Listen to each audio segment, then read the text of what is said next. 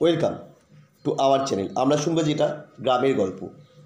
একটা গ্রামে এক কৃষক বাস করত।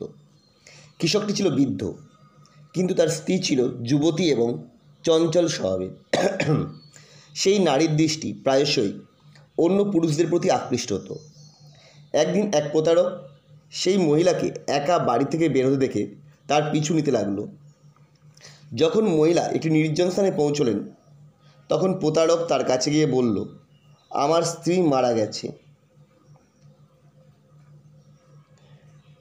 আর আমি আপনাকে খুব পছন্দ করি। আপনি কি আমার সঙ্গে যেতে রাজি আছেন? মহিলা কিছুক্ষণ চুপ থেকে বলল, যদি তাই হয় তাহলে আমি আপনার সঙ্গে যেতে রাজি। আমার স্বামী তো বৃদ্ধ, ঠিকমতো চলাফেরা করতে পারেন না। তার কাছে অনেক টাকা পয়সাও গয়না আছে। আমি সেগুলো নিয়ে আসি যাতে আমাদের ভবিষ্যৎ সুখের হয়। প্রতারক বলল, ঠিক আছে, তাহলে কাল সকালে এই জায়গাতেই দেখা করি, তারপর একসঙ্গে রওনা হব। মহিলা বাড়ি ফিরে এলেন এবং স্বামীর ঘুমানোর অপেক্ষায় রইলেন। স্বামী ঘুমিয়ে পড়তেই তিনি বাড়ির সব টাকা ও গহনা একটা পোটলাতে বেঁধে রাখলেন এবং পরদিন সকালে সেই নির্ধারিত স্থানে পৌঁছালেন। তারপর তারা একসঙ্গে যাত্রা শুরু করলো। অনেক দূর হাঁটার পর তারা একটি গভীর নদীর ধারে পৌঁছলো। প্রতারক মনে মনে ভাবল, এই মহিলাকে যদি সঙ্গে নিয়ে যায় তবে তার খোঁজে লোকজন আমাকে অনুসরণ করতে পারে। এতে আমি বিপদে পড়ে যেতে পারি। তার চেয়ে ভালো হয় যদি শুধু টাকাগুলো নিয়ে এই মহিলাকে ফেলে দিই।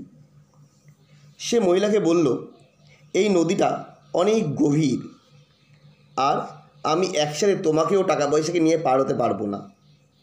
প্রথমে আমি পোটলাটা নিয়ে পার হই, তারপর তোমাকে কাঁধে নিয়ে যাব। মহিলা বিশ্বাস করে পোটলাটি দিয়ে দিলেন। প্রতারক বলল, তোমার গয়নাগুলো এবং ভারী জামাকাপড়গুলোও আমাকে দিয়ে দাও, যাতে আমি পরে তোমাকে সহজে নিয়ে যেতে পারি।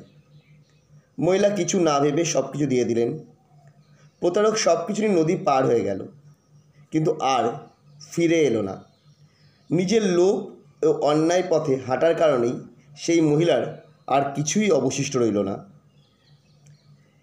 এই গল্পটা থেকে আমরা কী শিক্ষা লাভ করলাম? না, এই গল্পটা থেকে আমরা শিক্ষা লাভ করলাম যে নিজের স্বার্থে যদি ভুল পথে হাঁটি তাহলে শেষ পর্যন্ত ক্ষতিই হয়। সৎ এবং ন্যায়ের পথেই জীবনের প্রকৃত সুখ লুকিয়ে থাকে। সাময়িক হয়তো কষ্ট হয়, কিন্তু প্রকৃত সুখ সেই ন্যায় এবং সত্যের পথেই লুকিয়ে থাকে।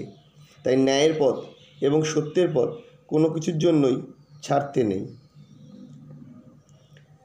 আমাদের গল্পটা তোমাদের কেমন লাগলো অবশ্যই কমেন্ট করে জানাবে। আর এই ধরনের গল্প পেতে অবশ্যই আমাদের চ্যানেলটা সাবস্ক্রাইব করে রাখবে। আর মুনমুনের বানানো এই ছাতাটা তোমাদের কেমন লাগলো এবং তোমরা বাড়িতে বানিয়ে চেষ্টা করলে বা বানালে কি না সেটাও আমাদের কমেন্ট করে জানাও। আবার আমরা খুব তাড়াতাড়ি ফিরে আসবো এই চ্যানেলেই নতুন একটা গল্প নিয়ে এবং নতুন একটি হাতের কাজ নিয়ে। ততক্ষণের জন্য ভালো থাকবে।